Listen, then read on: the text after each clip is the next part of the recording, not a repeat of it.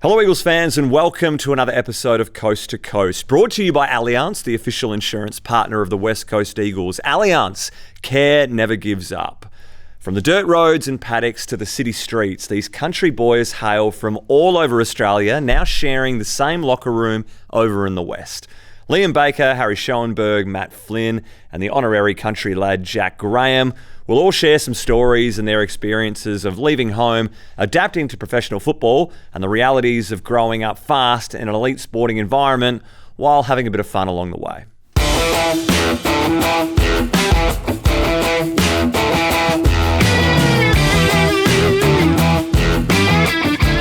Righto, fellas, how we going? Good, Fridger. Good to be here. Bad Fridge, thanks for having us, mate. Not too bad, mate. On the podcast today, so a little bit of a background. Where are you from, Bakes? I'm from a place called Pingarring. It's 50 k's north of Lake Grace, so from Perth to Esperance, about halfway. I grew up there on a farm with mum and dad and my sisters, and then moved to Perth, mate. Beautiful. Shauna's Adelaide boy? Yeah, from South Australia, in a small country town called Marrable. We're known for having rodeos and bull rides there, but there's not much else there except that. Grew up there on a farm, sheep farm, with my sisters and, mum and dad. Yeah, beautiful. And Flinny, where are you from? From New South Wales, Narendra. The fakest farmer out of the lot here. I don't know what I'm doing. He dressed for the occasion, but look like a sheep. I grew up on a property with the old man had 1,500 cattle. Just I guess halfway in between Sydney and Adelaide, not far from Wagga Wagga. So that was me. Yeah, beautiful. And yourself, Fridge, what about you? No, I'm a fake farmer as well. My wife's from the Eyre Peninsula, Coonga. So they're farmers over there. So I'm a pretend farmer. But no, I love getting over there and helping out during harvest and whenever I can. But when you think of Lake Grace, Bakes, what comes to mind? The farm, like Pingarring, it's just similar to Sean. There's not too much out there, but that's what I love about it. I always come back, and when I was over east and go holidaying there for the buy or in the off season for harvest, that's the most exciting time for me when the headers are going and it's full noise. So that's what I think about, and think about being with mum and dad as well. Like, it's pretty cruisy there, and it's good to see them, especially now that I've grown a bit older and you don't see them as much. Yeah, what about the tree? Is there a famous tree out there? Yeah, the tree in Pingarring. So there's not too many people in Pingarring, but there's a general store, sell a few chemicals and ag stuff out of there, and you sort of just grab a couple of beers out of the shop there and sit around the tree, and it's been going for I don't know, must be forever. But good tradition. Good tradition. I always remember on Friday Arvo, when we were still at school, mum and dad would drive down there and drive back in the dark. We're only a few k's away, but it's a good thing for the little town. Yeah, like a blast. Few cans around the tree. Yeah, cans around the tree, mate. Big gum tree tavern. And Shauna's obviously, when you're playing for Adelaide, you're able to get back home and help out on the farm. And how about being over here now? Obviously excited for off season, can get back and help out. And what will be happening that time of the year? Yeah, so farm was only about an hour and 20 minutes from Adelaide. So like you said, when I was playing at Adelaide, I was able to get back on weekends or even the day off just to help Dad. So I used to enjoy that a fair bit. Getting back, helping Dad, helping out my pop. Like you said, now sort of being here in WA, haven't probably got the opportunity to do that a whole lot. But yeah, like you said, getting back this off season, keen to get home and sort of catch up with a few friends and give Dad a hand as well. So looking forward to it. And the fake farmer over here, Flynn? Nah, not much on for me this off season. Narendra was more the community that I love back there, but Dad's got 7 or 8 cattle on feed for me out there that he'll sell to the market soon enough, and I'll collect the check for that. And that's about all the involvement I've got with my farming back home at the moment. So he's doing a bit of consultancy work, and I call him every day and pretend to know what I'm talking about, read the land, and that's about my extent. So it'd be good to get home. Like I said, get back to the community. Narendra's a good little town. Mum and Dad are still there. They've moved into town now, so it's a little bit different getting home now. Yeah, see them. Dad sold the farm, so it's a little bit different now heading home. But mate, I'm excited to get back over east. It's been a while, so it'll be good. And then what about throwing back to your childhood? What's something that you really remembers or comes to life when you think about growing up in the countryside? Yeah, it was definitely getting up and doing some cattle work with Dad in the morning. We were more cattle than anything. So Dad managed a big property and was getting up and doing cattle work with him. I love that type of stuff, getting down the yards and doing all that. He would, if he was listening to this, he'd tell me I'm talking absolute garbage, so I didn't get up before 8 a.m. But getting up, getting down the feedlot, getting in the feed truck and feeding the cattle was always something I loved doing with him. So it's a shame that we sold the farm now. Can't do all that, but still got a bit of an interest in it. So it's good to speak to him and love that he's back into his consultancy stuff because it's bringing that back to life for myself. Definitely. And Shauna's, for you as a young fella, I could just picture you wrestling a sheep for some reason. I used to love getting in the yards of the sheep. We used to have 2 sheepdogs and they used to go crazy, but I reckon I used to go just as crazy, running around and used to run up on their backs and trying to get them to go forward and stuff like that. So, I got some good memories growing up, helping Dad. Used to love running up and down the stock crate as well, getting the sheep in. But, hopefully that's something that I can probably do after footy, I reckon. So. Yeah, and Bake's favourite childhood memory out in Lake Grace, Pingarring? It was probably in the sheep yards, like shearing time. I always used to, not always, but every now and again get the day off when we were shearing, day off from school. So always loved the sound of the shears going in the shed. But same as Shauna's, like running amok in the yards, trying to be the dog pretty much, getting on their backs, or even if there was some bigger sheep in there and pretend to be a bull rider and get on their backs. But the older you get, the heavier you get, and the sheep couldn't really handle it, or the sheep couldn't really handle it. So that's a childhood memory for me. And harvest is always one as well that I loved growing up. Yeah, do you go Fridge, obviously marrying into the farm? Keep Big Trev happy? Do you have to impress him early days, or how'd that go?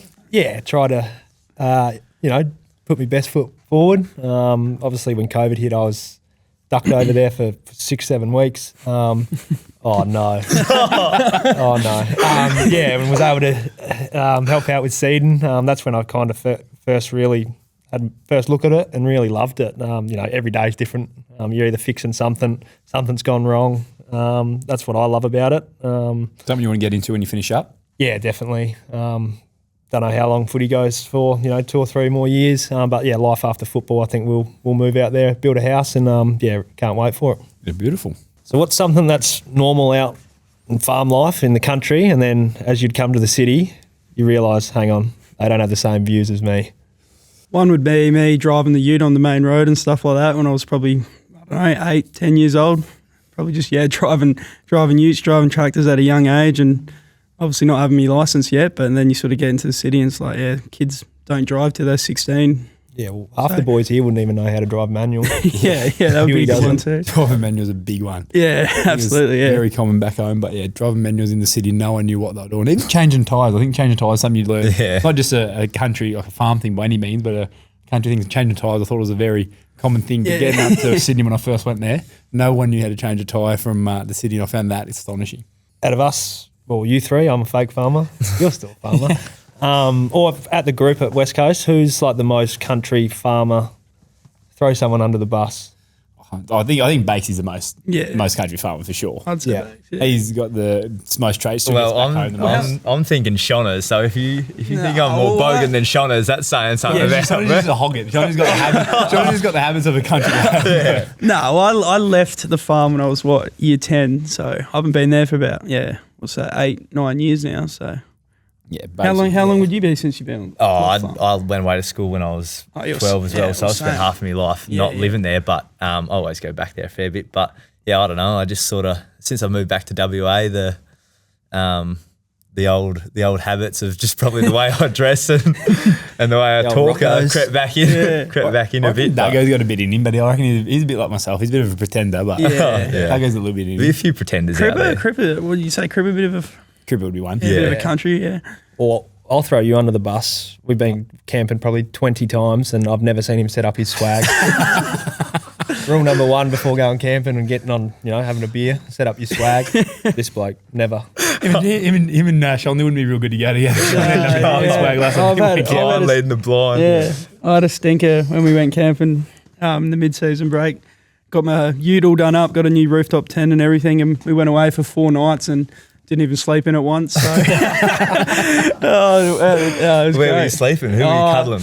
I slept in with Harley one night. We got done by a storm, so my whole awning and everything all got broken, so I didn't even set it up. I slept with Harley one night, and then we stayed in a hotel the other 2 nights because of the storm. So went on this big camping trip and didn't even bloody sleep in any of my stuff. So we'll get some more time to use it, I guess. Well, you used to have the rule no shoes when camping, and then all day collecting firewood, getting up to no good. Next minute, you'd see the bottom of his feet absolutely black mud, and then he just jumped straight in his swag. I actually love getting away and just being a pig for a few days. It's different than being a pig in the city. Yeah, that's for sure. Yeah. Oh, that pillow, I just can still remember. Rained one night when we went camping. He didn't do it up, obviously. Wakes up in the morning and this pillow's just soaked and he's holding it up and it's just dripping. Got his head on this little corner where he must have just been the only dry spot. And I just thought, animal behaviour. Yeah, you love it as well, don't you? I don't mind it, but we'll let the hair down a bit. Yeah. And then at the club, who would just be horrific out on the farm? Like come harvest time or even just... There's a few. I've got number one, Feathers, Clay Hall. He would have no no signal, idea. no TikTok. No idea. I wouldn't even know what to do with him if he came out the farm. I reckon. Your mate would be pretty bad. Huey? Yeah. Huey wouldn't last. Someone would tell him to do something and he'd be like, I'm not doing that. Even when Harl's come out to my farm in the last off-season or whatever it was, he's there, he got his shaved legs out there with the boots on at the pub. He spent half the time on the phone anyway, like left the shed yard team was out the back. He had a bit going on, but still, it was pretty funny. I'd love to see Slammer out there, I reckon. Slammer. He'd get the work. He'd get the work. Real aggressive with the shoe. He'd be getting into it. Who else? There'd be heaps on the list though. That'd be useless. Oh, mate. Those Vic, It would be those good to Vic get a Metro few- boys. Yeah, it would be good to get a few boys out, just a couple of hours and see what they can do. Yeah. Shonners, most recent arrival to the club. How have you found it this year? No, I've loved it, mate. Obviously, come across from Adelaide. Spent 6 years, there, and I've loved it, mate. It's been so good. Obviously, only been here a short time, but felt like I've been here for a lot longer and made some good friends and been playing some good footy as well. So, no, I've really loved my time here and hopefully that continues. Yeah. And on that, like Bakes and Fridge, obviously your second year here now, bit different environment to what it was at the Tigers. What was that like when you were in your glory days, winning flags, winning games? How did all that go down? To be honest, it's it's all happened so quickly. Like for me, when I first got drafted, obviously into Richmond 2017, and we were lucky enough to win the flag. Didn't really appreciate, how hard it is and what you go through for the AFL season, and not take it for granted, but realise, geez, like how hard they are to win, and even just games of football. But looking back, the memories and the teammates that you play with, like you list off some of those blokes that you can say, I've played with and won a flag with. It's pretty impressive. But we're not too far away here, believe it or not. Like this young group showed a lot of potential this year compared to last year, and over the next few years, those boys gelling together pre-seasons. It's not that far away at all. Yeah, I always remember a few of the older boys talking about the hard times at the Tigers before I got there. I've pretty much come after they'd won the flag, and that's what I'm looking forward to the most. Whenever my time finishes at West Coast, been through a few years of the tough times. There's older boys here that have been through a hell of a lot longer than I have, but hopefully at the end of my time here, we've got some silverware and we talk about those tough times and how we grew as a whole group. So that's what I'm looking forward to the most, being a part of that and seeing how far we can go. Yeah, definitely. And, you went to the 2018 grand final, is that correct? I was there. Memories of that one? Yeah. Well, I loved West Coast growing up, and that was my first year at the Tigers, and watching the prelim when Collingwood knocked us off, that was a pretty rough day, even in the stands. I didn't want Collingwood to win, but I was also might have my West Coast scarf on there that day and hurling abuse at some Collingwood fans. That was pretty fun. But I remember just walking down Ston Street after the game and all the West Coast fans getting around it and like yelling abuse at the Collingwood fans again. It was pretty funny, but I did cop a bit of flack from the boys at the club after that. But anyway, I was first year, didn't know anything. First year at Tigers, and you're at the grand final. Yeah, with a West Coast scarf on. That's pretty sick. I love that. That's sick. Yeah. That's gold. And Flinny and Shonners, moving across to Perth, what surprised you the most? The lifestyle. nothing really surprised me, but just how good the weather is and the beaches, and it's pretty similar to Adelaide. Like you get 30, 40 minutes out of the city and you're sort of in that country vibe already. So that's something that I enjoyed. Like I love getting out, going away, going camping, going fishing, doing anything like that. So that's something I really loved being here. Yeah, I reckon similar vein. Like went to Sydney for 8 years at the Giants, and moving from Narendra up to Sydney was like I love Sydney. I love the hustle and bustle, and that was all amazing. But moving to Perth, kind of realised how much I did like a bit of space and the beaches and a bit more calm kind of life. So the last 3 years here, I've loved the weather, how much more laid back it is. It reminds you of home a little bit more in that space. Obviously, it's very different to being out on thousands of acres, having that kind of space. But compared to Sydney, when I was paying $800 for a shoebox apartment, it's not too bad. So I think that would be the biggest adjustment for myself coming across here. Yeah. And Bakes, what about when you were first drafted to Richmond over east Melbourne? How did you go finding Melbourne? I was excited going over there. I wanted to go over there for footy.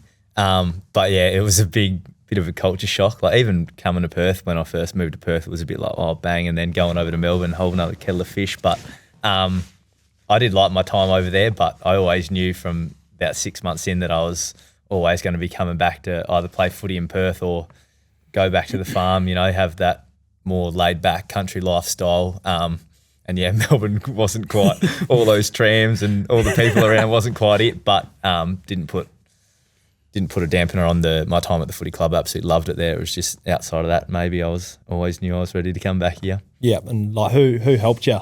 Hosties? Yeah, I had a great host family. We had the same one, Bruce and Maria. They were awesome. They still catch up with my family and they message us when we're over there, which is awesome.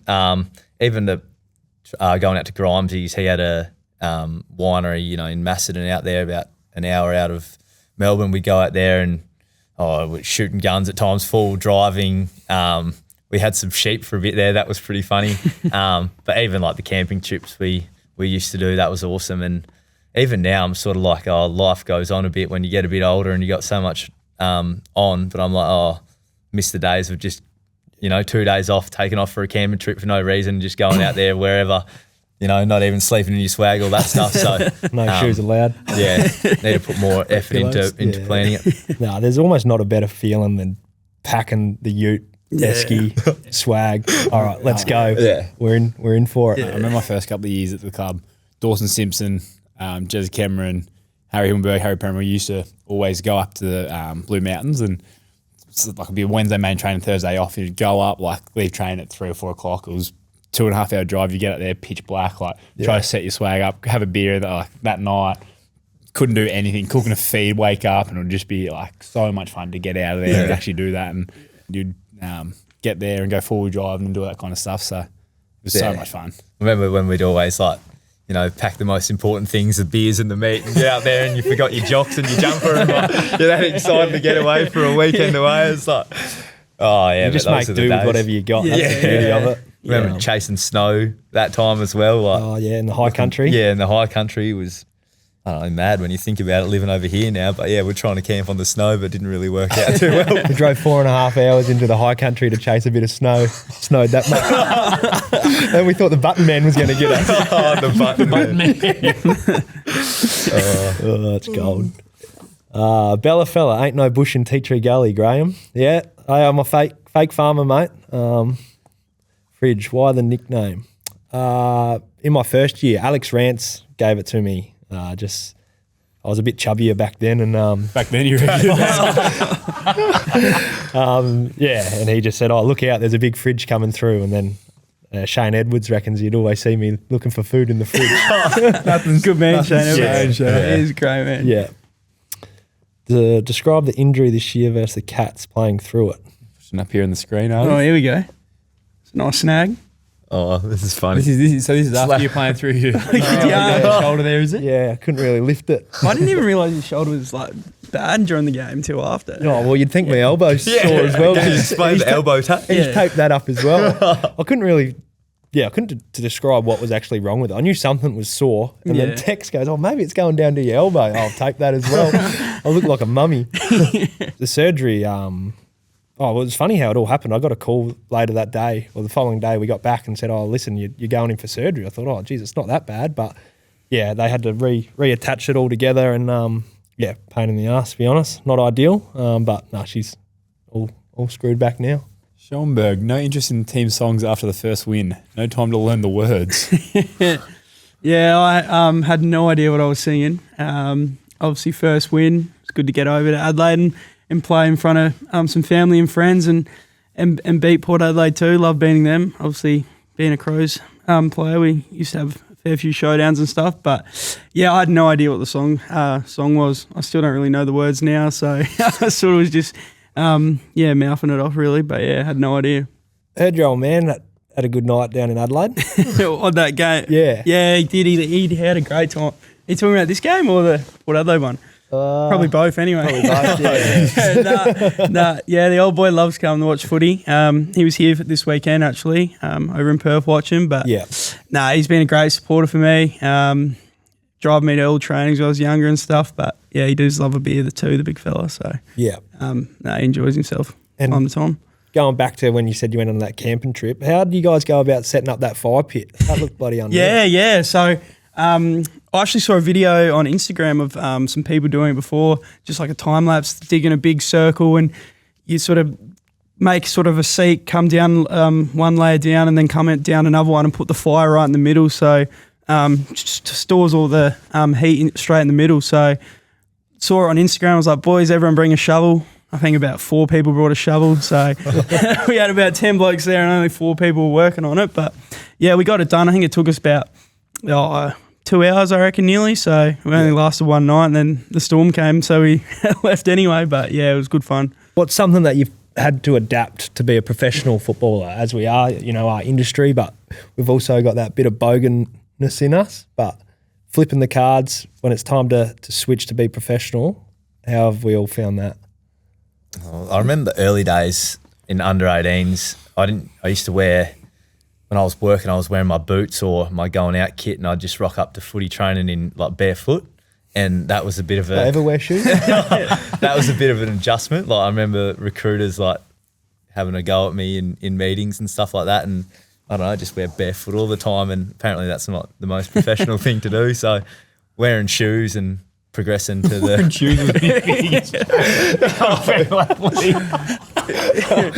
No, that was a while ago now. It was a while ago now. But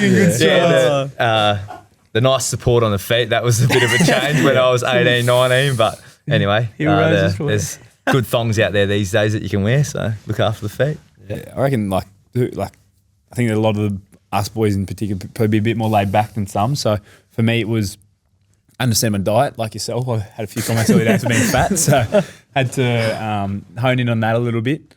But I learnt that I couldn't just be eating chocolate and all that kind of stuff out of the fridge for dinner. So that was a big step for me, was learning that, and still a bit of a challenge at the moment. Just I've got a lovely girlfriend now that cooks meals for me and makes it a bit easier. But that was a step for me, was I think the diet and understanding that professionalism around eating and training hard. Yeah, it is easy just to knock off a block when it's staring at you in the fridge. It's too easy.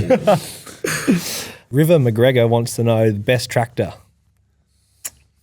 In my time, we had all 3. So we started with John Deere, then we got Case, and then we went to New Holland. So I've had all 3 of them in my life, well, since I was on the farm. But John Deere's got to be the best. John Deere? It's probably the most expensive, but it's definitely the best. Yeah. We've always been New Holland at home. We got a John Deere, like a smaller tractor, but yeah, Dad loves the New Hollands. Dad didn't have a lot of tractors. We contracted most of that in, so we had a JCB doing the cattle feed, but if I was going to pick, it'd be John Deere. John Deere, yep. I'll go different. I'll shout out to Case, Ramsey Bros. That's who they use over on the farm. And one thing that's different from Richmond to West Coast, Adelaide to West Coast, GWS to West Coast, what would you say that you've found since coming across? The biggest thing for me is Giants were a really small club in a massive city, so no one had any eyes on the club at all. No one really cared what you did. Like Toby Green walks around Sydney, no one knows who he is, so probably good for him. But coming over here, it's a massive club in a smaller city, so everything you do is a little bit more scrutinised. You can't go anywhere, well I can, but most blokes can't go anywhere without someone having an idea of who you are or making sure you're doing the right thing. So for me, it was just understanding that the size of West Coast, I guess, and the impact that the players in the club has on the community. Yeah. Shoners? Mine probably just be the age group, I reckon. Like, come from the Crows, probably had like a fair few mature players and sort of older players, and I reckon sort of coming here to West Coast, there's so many people sort of in that young, from 18 to 22 sort of age bracket. Yeah. But I guess that's the exciting thing. Like, we've got a lot of young players who are all playing good footy together, and hopefully in the next, 1 to 2 years, they start gelling a bit more and winning a few more games, and it's just going to be exciting. So I reckon that's the big difference. Yeah, bloody oath. Yeah, it'd be the age for me as well, just the excitement all those boys have come into the club every day, training, sort of finding their way. It gives you a lot of excitement as well. Yeah, that's probably the main one for me. Right, we've got one here from Clay Hall. What's bigger, Shonner's forehead or Matthew's appetite? His forehead every day of the week. No way. The reason he's got a hat on, that thing wouldn't fit anyone else's or any You've got a chance. bigger head than me, No, I mate. don't. I Mate, swear that- if we measured Give me our the hat. heads- Give me the hat. It won't fit me. There we go. Too much wiggle room in there, lad. Yeah, it's because Look I at got my head. Mate, I catch you in the fridge all the time, mate. It's definitely you. No, I don't know. It's a silly question from Clay, though. You expect nothing less, though, would you? No, not at all. We got another one here. Run us through your first kick as co-captain this year. Yeah, I remember getting an early touch. Oh, this is all right.